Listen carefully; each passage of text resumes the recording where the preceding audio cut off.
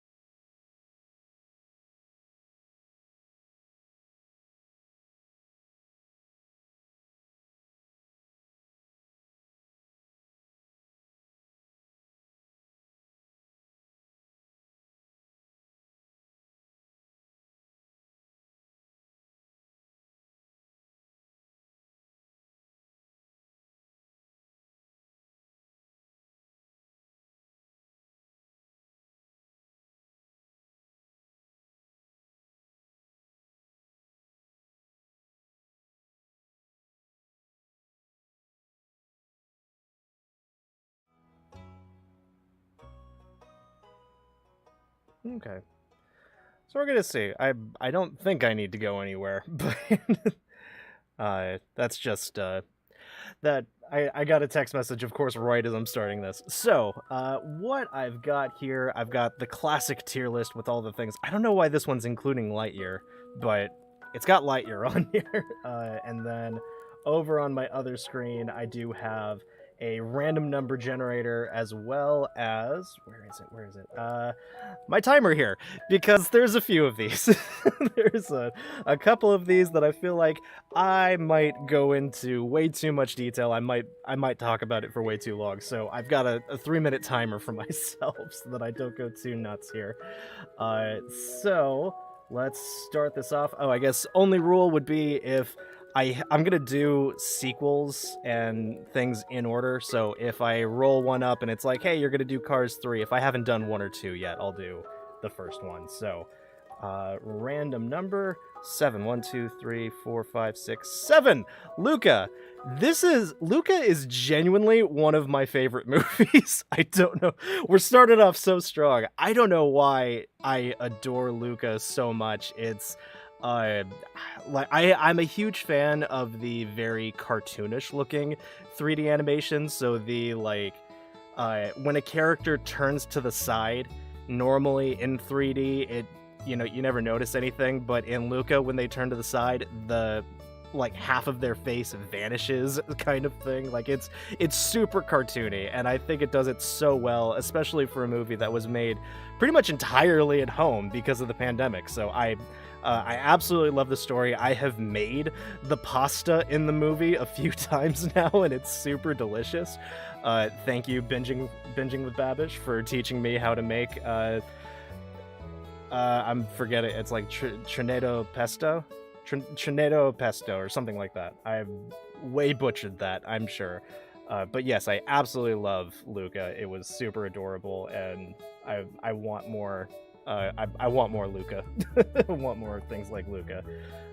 13. 1, 2, 3, 4, 5, 6, 7, 8, 9, 10, 11, 12, 13. Okay, so Incredibles. We're going to do Incredibles. Incredibles actually was one of my favorite movies growing up. I super love that they were doing that they did the superhero genre, and it's not until rewatching it now that I realized it's a superhero / family drama kind of thing. I don't know, like it's such a weird it's such a weird topic for a superhero movie to cover, and I absolutely love it, and I'm so glad that they made it. But like it's such a unique one in that, and I love that they were willing to do the mix of superhero and family. Also, it is way more mature than than I realized. Like, a large part of the plot hinges on I guess Elastigirl thinking that her husband is cheating on her and stuff. Like, multiple characters are straight up murdered in the movie, or in the plot leading up to the movie. Dash kills like 8 people in his chase sequence. I mean, like, it is a really dark movie. It's also, I think the Incredibles franchise is the only one that has swears, if I remember correctly. So like, yeah, it's up there. It's a darker one. Let's see, let's get another one here. 1, 2, 3, 4, 5, 6. Inside Out. Okay, I'm sorry. These are all going to be rated pretty highly. It's hard for me to dislike something. I'll put that out there now. Inside Out, I do absolutely love. It's a really neat take on a young girl having a total mental breakdown, which is not something that I'm necessarily wild about, but it's a really cool way of doing it. And I love how it's simple enough that a child can enjoy it, but it's complicated enough that adults can look at this and still get, like, what's happening psychologically to Riley. And, they can look at all of this and see, like, oh yeah, this is how minds work. And I do remember seeing something that, like, originally it wasn't just the 5 emotions inside the head, that it was originally going to be like 13 or something like that, I think, and they decided to narrow it down to the 5 to make things easier. And I don't know, part of me wants to see it with 13. I would have loved to see Inside Out with just a horde of people inside of Riley's head all screaming at each other, but that might make a better short than a full movie or a sequel. Let's grab another one. I didn't know Google could do a random number generator. That's super cool. Oh, whoops. Generated one past what we have left on the list. Let's see. I think we're there now. 14. 1, 2, 3, 4, 5, 6, 7, 8, 9, 10, 11, 12, 13, 14. Toy Story. Okay. So, this one... No, yeah, I think I'd call it a B. It's not fantastic. It's not... I don't know. It's not super crazy awesome, but, like, it's kind of a middle ground for me. I don't love it, I don't dislike it. It's it's super down the middle, I feel like, because it's obviously it was the first one ever made. It was the first movie that Pixar ever made, and it's the first 3D movie ever made. So I'm gonna look at it past the graphics to just the story. But Toy Story, the franchise, is I noticed this as I was going through, that the Toy Story franchise is, with every installment, more terrifying that it gets worse and worse in terms of the lore. It gets scarier and scarier. So for this one, for just the first movie, my major question at the end of it was, what's going on with Buzz? Like, literally, what's going on with Buzz? What actually is going on with Buzz? Why does Buzz think he's a real space ranger, and none of the other toys have any sympathy whatsoever for it? None of the other toys care. I assume because none of the other toys have been through this? Did Mr. Potato Head never think that he was a real potato? Did Woody never think he was a real cowboy? Like, why do all of the toys know that they're toys and seem to have always known that they're toys, but not Buzz? Buzz specifically is the only one that is so uniquely, I am the Space Ranger Buzz Lightyear. I don't know. It's such a weird one to me that I still don't have an answer for. And every installment has more of the weird Buzz lore thing, and we're gonna talk more about it as this list goes on. But like, this one in particular just ends with like, why did Buzz think that he was the real Buzz Lightyear compared to everybody else? I don't know. Okay, so I need to be bringing this number down as I generate new numbers. 10 Cars. Awesome. Okay, Cars. I know a lot of people don't like Cars. I'm not. I'm well aware this is not one people like. I'm honestly gonna put it a little up here.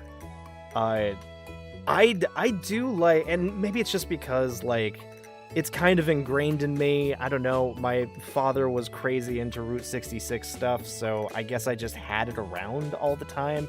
I'm not really a car fan, like normal cars, automobiles. I don't fix cars or anything like that. I don't know anything about cars, but I still turn and look at one and go, dang, when it's got a cool finish, I guess. So, like, I'm still human. I like a cool looking car, and this is, in particular though, I do like Owen Wilson, but he is one of the many actors that I only like him in family-friendly stuff. So, like, I like Owen Wilson, I like Seth Rogen, Will Ferrell, there's someone else, I'm forgetting who, but, like, they're people that are typically very mature actors, but I only really like them in kids stuff, and I feel like Owen Wilson did a great job in this movie, and I like this little small town vibe. I know everybody says that it's just Doc Hollywood, I think, which I haven't actually seen, but I do need to because I absolutely love Michael J. Fox, so I need to check that out. Let's see, 11, 12, wait, oh, this is 11, right? 1, 2, 3, 4, 5, 6, 7, 8, 9, 10, 11... 12, 13, 14. This is shockingly doing it in order for me. Which one was 2? 2 is the Roundup Gang. I'm gonna put this higher. I'm gonna put it higher than Toy Story 1. It was slightly better. I did like it. And again, more into the weird lore thing of Buzz. Why, like... So Buzz knows all the lore of his character and genuinely believes it, to the point that he's able to tell another Buzz Lightyear to stand down and that everything's fine because Woody is a foreign dignitary kind of thing. Like, Woody is some kind of ambassador that needs protecting, and that calms the whole situation down for the other Buzz Lightyear that believes all of this. And he does it by reciting a code from oh gosh, what's it called? It's not like Lightyear Academy. It's Space Force Brigade. I'm forgetting the name of it. I'm forgetting what Buzz works for, but it... Oh, hey, is that Nom Nom? Hi there, Nom Nom. I haven't had anybody come in yet. Yeah, I'm forgetting, who does... Star Command, there we go. Goodness sakes, I grew up with the cartoon, how could I forget that? The whole thing with, like, Buzz has deep ingrained lore that all the Buzz Lightyears know, and Toy Story 2 was the introduction of how Woody also has deep ingrained lore. He's got the Roundup Gang, he had a whole TV show, he's a limited edition character, or limited edition toy, I guess, but Woody knew nothing of it. You know, he had no clue any of this stuff. Why was he not like Buzz? Why did he not know anything about the Roundup gang, let alone, you know, think that he was the Woody, the cowboy? Also, oh gosh, I just had something that was bothering me. I'm forgetting what it was. I feel bad now. That's gonna bother me. I may have to come back to it. I just had something that I was gonna talk about. Oh, that's what it is. So the voice actor thing. This is gonna come back later, but I want to make a note that in the Roundup show that Woody is on, there is a voice for the Woody puppet, the ventriloquist doll that's on the Roundup show, and that is also voiced by Tom Hanks, which means that in this universe lore, Woody has the same voice as whatever paid voice actor did the Roundup show. I'm gonna make that note now because that's going to come up later. What have we next? I may be doing my random number generator wrong, but we're gonna see. Number 1, Coco! Hey! I actually do like Coco. Decently. I'll put it at B. It's not bad. The story was slightly predictable for me. Just slightly. Not bad, it's just slightly predictable. And not in a bad way, I guess. Like, I kind of saw through most of it that his dad was going to be Hector. But, you know, that's not negative. It was pretty well done, because you see the picture the whole movie, and you're like, oh, yeah, that's definitely the other guy. Look at them shoulders. But no, it was just, he's wearing a weird suit in that picture, I guess. I will note to people, because a lot of people are like, oh, Coco is just a ripoff of Book of Life, and I will say it absolutely is not. I know that because Book of Life is actually one of my favorite movies. It would be an S tier if I had it available on this page. That might be fun. I wonder if I should do this again with at some point with all of the, like, the copies, so to speak. So, like, instead of Bug's Life, get Ants on here. Instead of Finding Nemo, get Shark Tale. Like, all the movies people say are just the copies of the Pixar movies. But yeah, so I adore Book of Life. It's genuinely one of my favorite movies. Coco is not Book of Life. It is not. And it's not the same story, even slightly. But, you know, it is what it is. I'll leave that there. Pull up the next one. 5, 2, 3, 4, 5. Hey, ants! So, this one... Oh, boy. You know what? It's kind of gone down for me over there. Bug's Life used to be my favorite movie. It's not bad. It's just... Because I grew up... I wanted to be an inventor when I grew up. I was one of those kids. I absolutely loved making things, and I wanted to... I wanted to be like Flick, and I love the voice cast. Absolutely love the voice cast. But now, coming back at it as an adult, like... And it's a little meh now compared to the other things we have. It's very good, and it's a fun story, and I do love the humor, but it's okay. It's not bad, it's just not the first movie I'm gonna go to. 10, Turning Red. Oh, the big one. You're going right up here.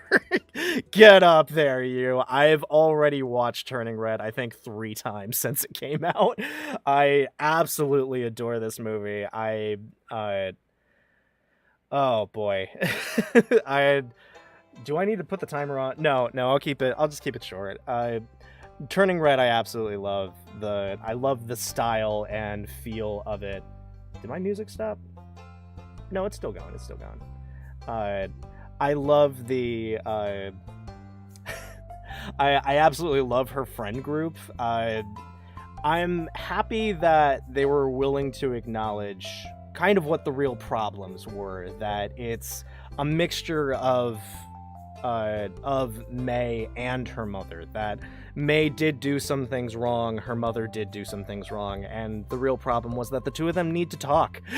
Honestly, the two of them need to converse more and just come to an understanding with each other, and, you know, we get that in the end. Also, I love that, for no reason, I guess, spoiler alert, in the end, the whole thing with the red pandas being trapped again, for some reason, when the red panda, when her mother's panda is trapped, it has to go into her Tamagotchi, and it now follows Tamagotchi rules. Like, I don't know why, and I absolutely love it. It made me laugh so hard that for whatever reason, her Tamagotchi is now the red panda, and she has to feed it and take care of it like you would a normal Tamagotchi. I don't know, it's such a funny bit. It's such a funny bit to me. Let's see, did you just give me 10 again? No, we won't do that. Okay, Cars 2. Cars 2, in my opinion, was a freaking banger. I wouldn't call it S tier. If I had a middle, I don't think this will let me, no, it won't let me go in the middle. I guess oh no, that just brings the, I don't know what any of these things do. Oh, that's how I add rows. Nah, should I? I'm gonna do it. I'm gonna do it. We're gonna add a row above. Dang it. Hold on. Delete that. There we go. It's A+. There we go. Why did, oh, golly. Okay, hold on. You guys go up here. There we go. Let's make this as convoluted as humanly possible. Yeah, so I'd call Cars 2 slightly better. I love the spy genre, and I absolutely love the, like, how they got spy gear and stuff to work with cars, which are the absolute clunkiest things humanly possible to use spy gear. We got Cars to, they made a computer. They made a full computer for Holly Shiftwell that she uses her wheels on. Like, I was so impressed by that. I thought that was so neat. The story is very fun. I'm not necessarily much of a Mater fan, but I thought it was cool. I thought it was cool what they did. And yeah, I think that was it. I'm pretty sure that's all I had to say on Cars 2. Yeah, it looks nice.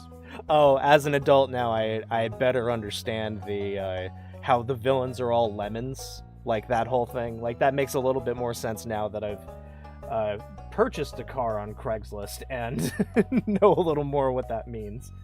So I like that they made the villains that. Toy Story 3, it's actually doing it in order. I'm really surprised. Toy Story 3, up here. We're going to put you right up here in the S's. Toy Story 3 is, for me, I think where the series should have ended. I will get more into Toy Story 4, why that is, but I feel like 3 was the better ending to the series. To continue on with the great fear that develops every single one of these movies, Toy Story 3 introduced a lot more of, you know, what happens when toys are no longer needed. You know, the first two kind of dived into, like, garage sales and stuff like that, but, like, oh, and the whole concept of toys that are, like, behind glass because they're limited edition and they're never played with. But Toy Story 3, like, went way further into that in the, like, oh yeah, toys can die, potentially, by, you know, going to the dump, I guess. You know, like, and we just assume that they die. Like, yeah, this series has shown toys pretty darn broken and beaten up. I mean, look at Toy Story 1. You had toys that had, like, body parts ripped apart by Sid and attached to different things, and yet they were still conscious. Like, what part of you is conscious? Buzz no longer seemed to have control over his arm when he lost his arm, but the potato heads still have, like, in this one, Mrs. Potato Head can still look through her eye despite being across town, you know? And I don't know, like, so if in that scene all of them died, if all of them died in the garbage, like in the inferno, would Mrs. Potato Head still be alive as just an eye under the bed? Like, there's like, how does toy conscious work? I don't know, and we're going to get way more into that really soon. What do we got next? No. Oh, okay. It almost took us to Toy Story 4. But it did give us Monsters University. Oh gosh, but that's the prequel. No, we're gonna do them in order of release, I guess, since that's the only prequel, so we're gonna do it in order of release. It's the only prequel if you're not counting these two as the start of the Pixar universe, I guess. Where do I put Monsters, Inc? You know what? Yeah, A+. No, S. No. Yes, Billy Crystal, S. Billy Crystal and John Goodman, you get S tier. This is definitely one of my favorites. It's been my favorite for the longest time. I'm ever so slightly disappointed by the series that came out, Monsters at Work. It would definitely get ranked lower if I were to bring it onto this list. Just because I love the lore of this universe quite a lot. I love the world that they created. There are little things, like if you look, there are no light switches. Traditional electric light switches in anywhere in this universe. They're all dials and valves because scream energy is a gas, not electric, you know? So, like, they put in that much time, even into this first one, which was so early on into all of this. It took them so long just to create Sully, and they were willing to do it because they wanted to have a character that was like Sully, that was like a freaking bear, you know? They wanted these characters, and so they put the extra time in to make it work. There was so much passion that went behind it, and I love the door physics. I love the whole chase scene at the end with Randall is just stellar. Is just them running in and out of the world, and the fact that you can run back into the monster world. You know, the fact that they got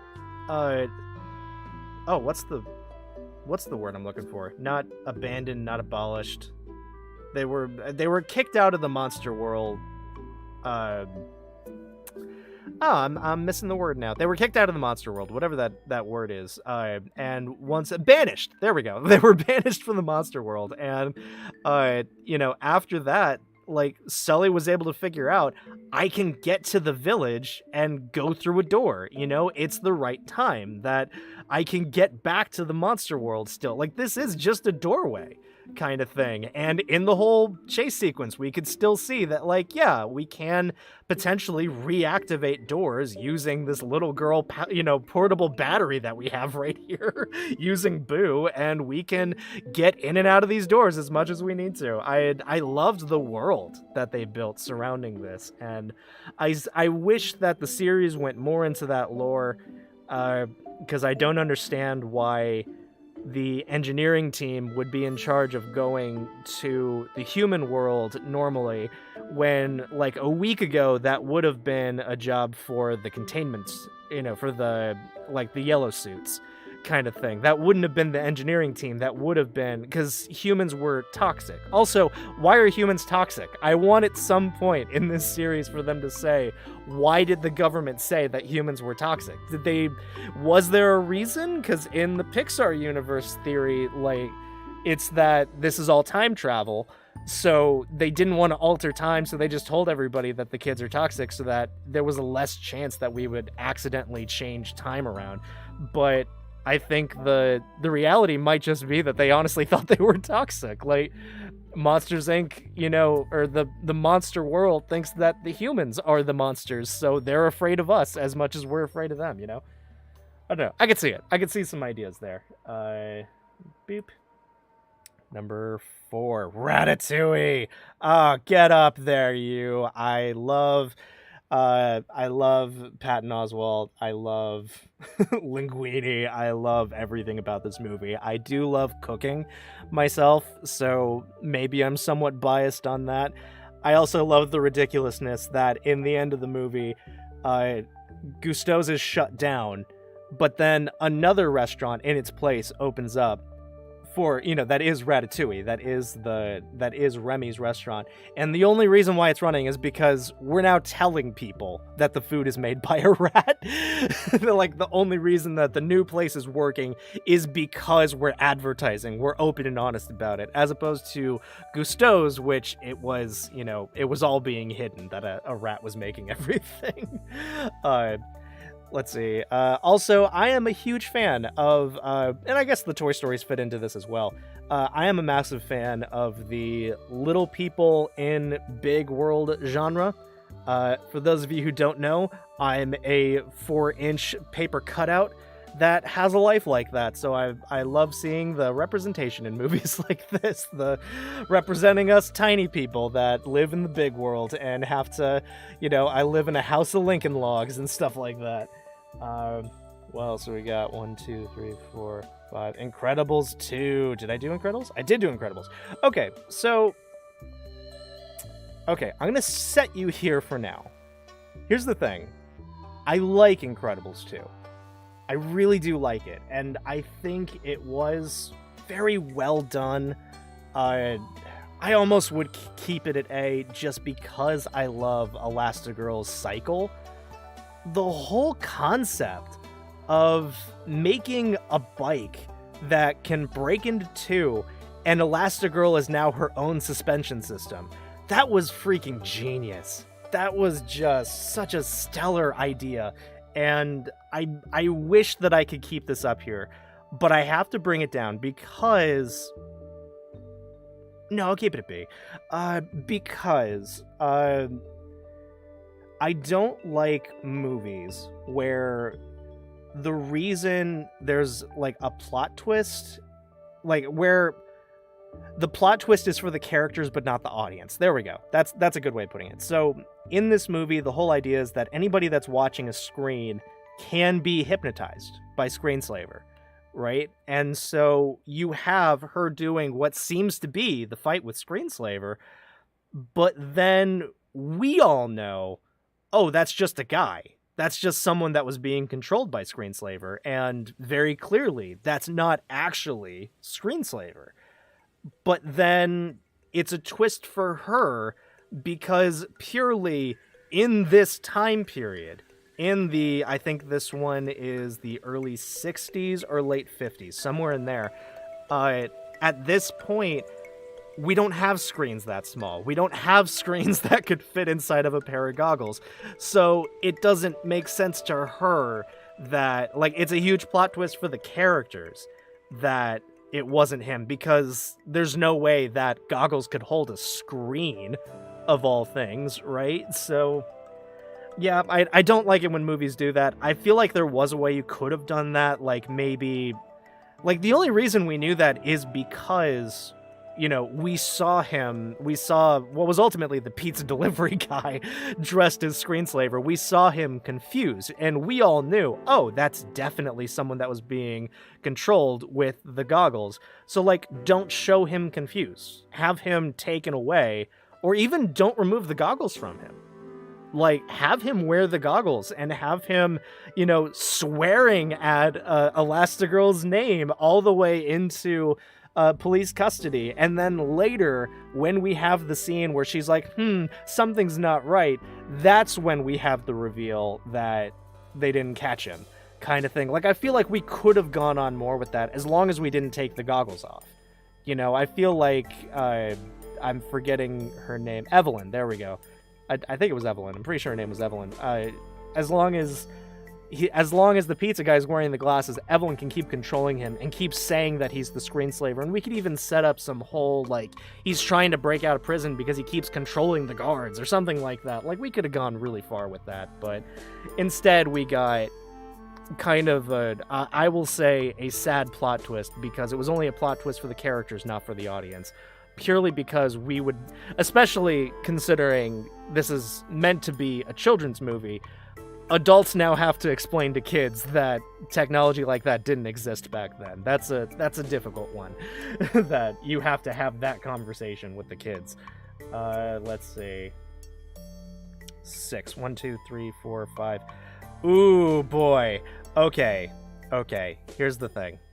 I've been holding on to this one. So, yes, I am a D&D fan. I will say that. I'm not massively into the game. I would like to be, but, timing, and I have day jobs and school and stuff like that. So it's impressive that I'm even able to do this, in all honesty. Onward, in my opinion, the difference between a good movie and a great movie is the ending. A good movie would have let us see, I'm forgetting his name, but the lead character meeting his dad for the first time. I feel like a good movie would have gone that route.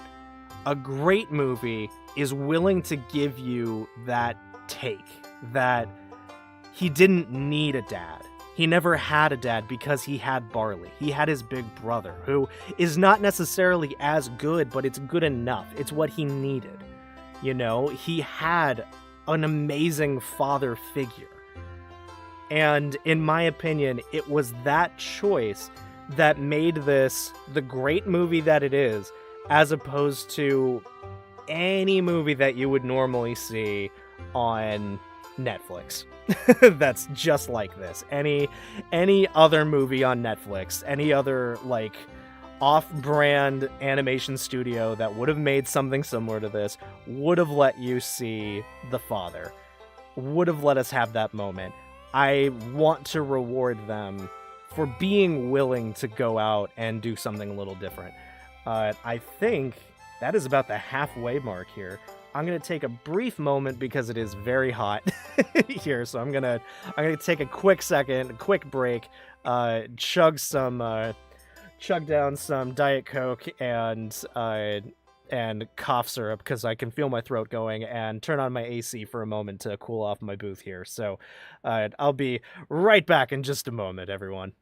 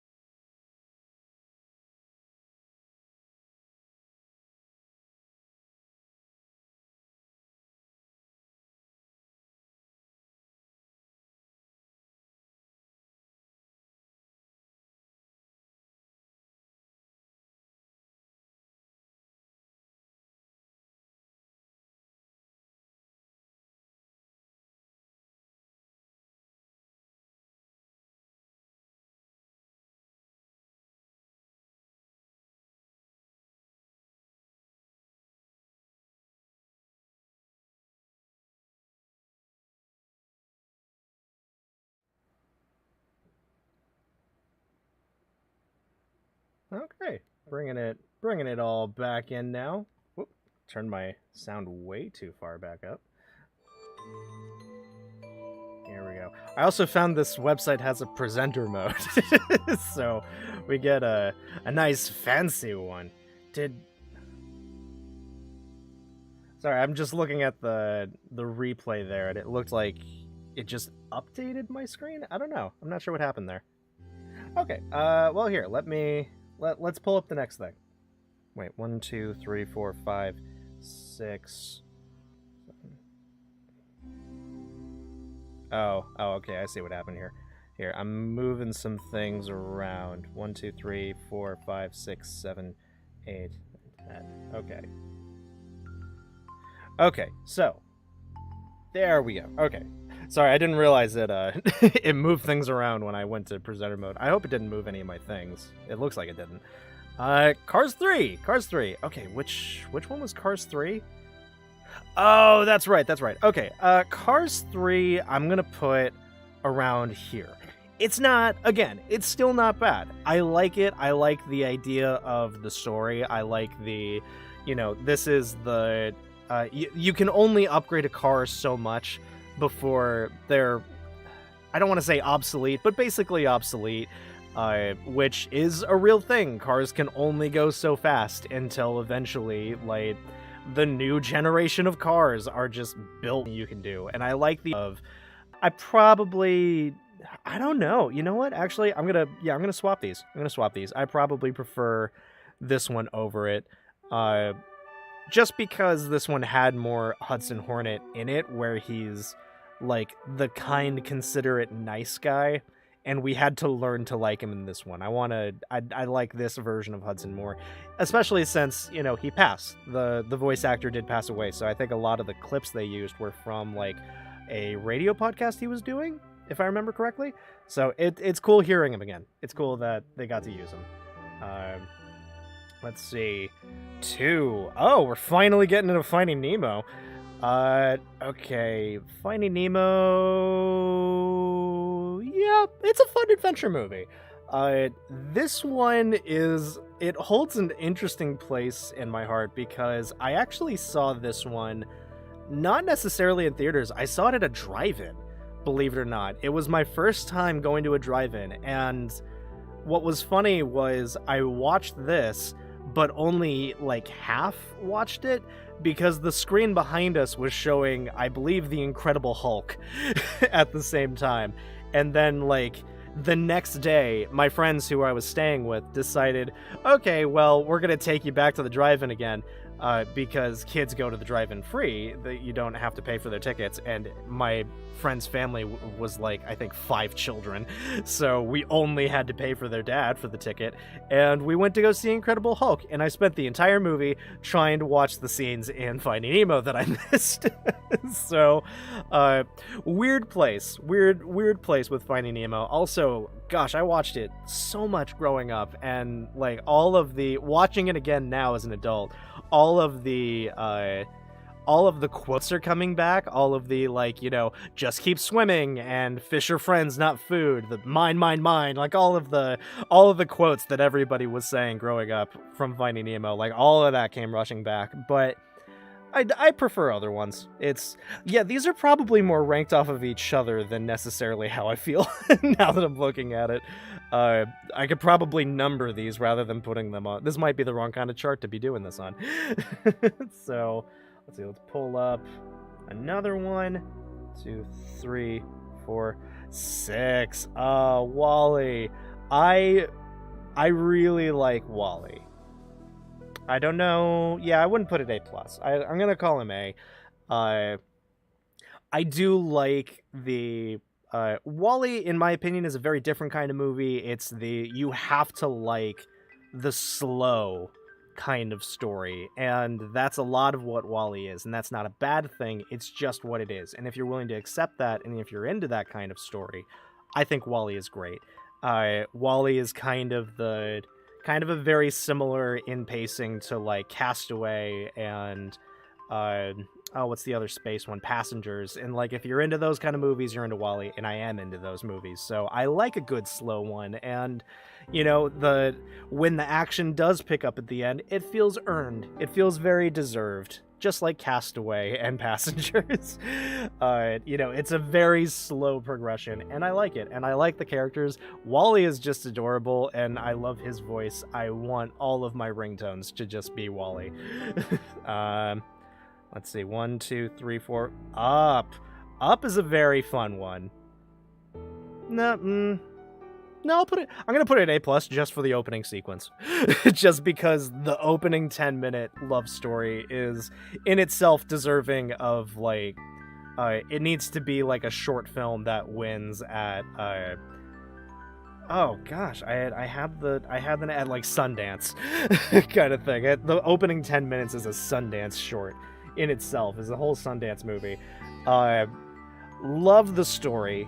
Love the and there are so many fun theories about the villain character, because there's a lot of theories that he's not actually you know, the man he says that he is, that he's lying about all of it, that he killed the guy, that the original explorer that went out all those years ago, because he seems way younger than he should be, kind of thing. Like, there's so much going on there, and I love the talking dogs. The talking dogs are really fun.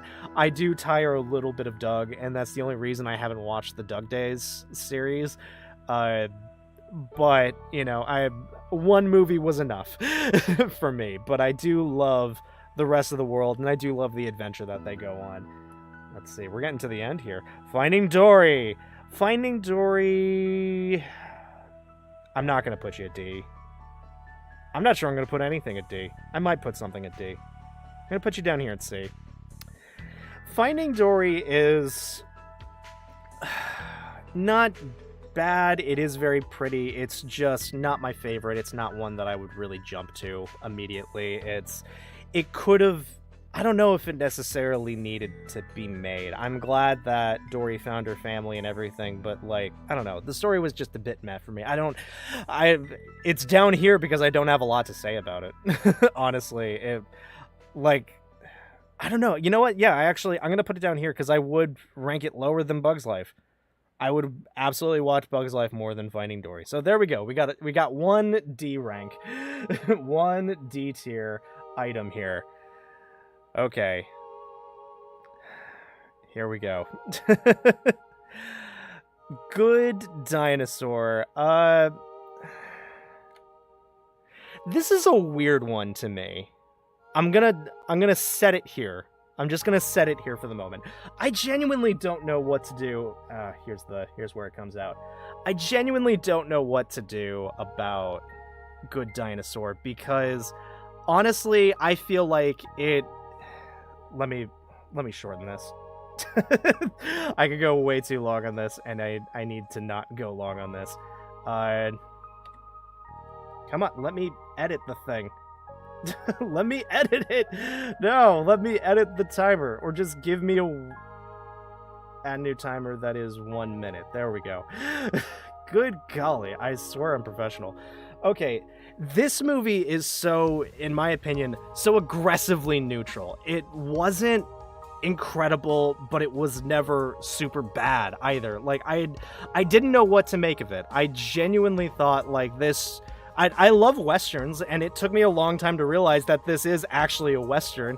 It's hard to notice it until you get to Sam Elliott, the cattle wrangling T-Rex, which, absolutely funny. I love those characters, and I love seeing them gallop, but, like, even the end of this amazing adventure, like, as great as it is that this family is reunited, they missed Arlo for this entire time, and so now they're all gonna die from the first frost. There's no way they're going to survive. This movie feels so aggressively neutral to me, and I have, like, but even with that, it's so beautiful that I want to put it higher, but it's also so meh. This movie is the only one, okay, I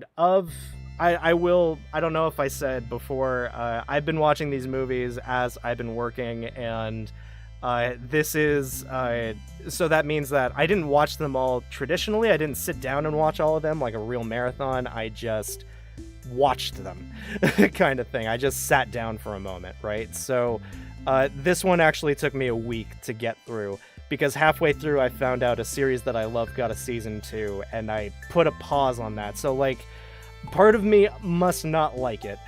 So I have a hard time ranking it higher. No, I gotta, like, clearly some part of me doesn't like it, so we'll put it there. we'll put it down there. Let's see. Soul, I'm gonna put Soul at C. I feel like it could have been better. It took me a long time to even understand what was going on with it. I feel like the girl, I'm forgetting her name, she's just a number, it's like 22, I think 22 needed to not be the one who was obsessed, because I honestly feel like the lead character was obsessed with Jazz. I feel like we needed to see him as an obsession monster, not her. And had we done that instead for the ending, I feel like this would have been great. But yeah, and the music is great though. I do love Jazz, so I was super into it. Toy Story 4. I'm gonna put you down here. I think it's still good, but again, with the ongoing world that is the Toy Story universe, on how much fear grows from all of this and stems out of everything that they do. Toy Story 4 really introduced a whole lot of things. Toys that are forever trapped and locked away at carnivals where all of the games are rigged. They will never get off of those walls. Antique shops where they have toys, but they're technically antiques, so none of the kids are going to play with them. Ventriloquist dolls, for some reason, are technically alive? I don't know why we would count that as a doll, but that means that the ventriloquist doll that played Woody in the Roundup show is also alive. Also, at the end of the movie, during the end credits, one of the characters calls one of the frogs Rainbow Connection, which means the Muppets exist in this universe, so the Muppets are probably alive, and I'm trying to figure out, does that mean Jim Henson is some kind of evil overlord with the creature factory that keeps making these new hideous monsters, or is he actually a good guy because he figured out that the Muppets are all alive and decided, let's make shows and movies so that you can, and we'll just tell everybody that there's puppeteers. Like, there is a whole, I have a whole thing about what, about my worries of, of the Toy Story universe with the Muppets. Monsters University. Where did I put Monsters? I put it there. I'll put you there. It's really fun. I unfortunately don't have a lot of time to talk about it, but it's fun. I like Monsters University, and I do love a good prequel. I love the setup that they gave to it, and I love that we addressed how, you know, how Mike Wazowski is not scary, but is still in this universe. And that leaves us with the big one. Okay. I'm gonna try and go fast here.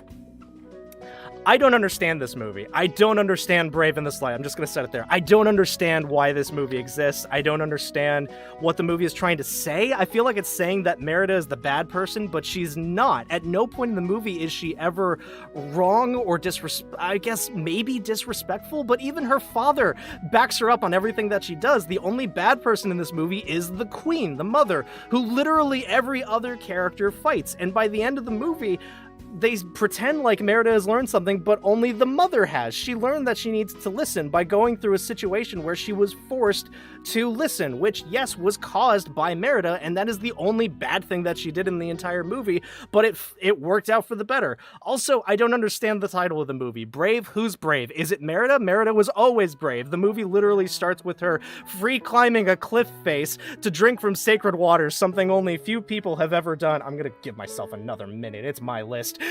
She free climbed a cliff face to drink from sacred water, something only few men were ever brave enough to do. So she was already brave. Are they trying to say that the scene of her being like, oh, I'm gonna pick one of you guys as my suitors, even though my father is like, no, your suitors are bogus, give me better suitors for my daughter, like, is that her being brave? She was in front of them a day ago and upshowed all of them shooting for her own hand at the archery tournament. You want to tell me what's brave? Brave. It's that one. It's the archery tournament, not the I guess I'll marry one of you situation. The series Once Upon a Time, that is like ABC's version of the Avengers, had a season where Merida was included, and the lead character needed someone who was strong of heart to break some kind of magical curse. She pulls in Merida because she, and I quote, needs someone who is brave. That was the last line of the episode. I don't remember anything else. Oh, go away, you. I don't remember anything else about that episode. Go away, gosh. I don't remember anything else about that episode or story, but I know that she needed, that's, as far as I can tell, that's the only reason why the movie is even called that, is because we wanted that line for the end of an episode of Once Upon a Time, which came out years after the movie came out. So, but with all of that said, I need a second after that. With all of that said, I do love Scottish lore. I do love the look of it, so I'm gonna put it probably at B. So thank you all so much for watching. I unfortunately need to run. That was a whole lot of fun, and I loved every moment of that. I love finally getting that out of my system. So thank you, everybody, for 700 subscribers, and please let me know if you disagree with any of these. I'm more than willing to talk about them. I now know everything about the Pixar universe. Have a great rest of your day, everybody.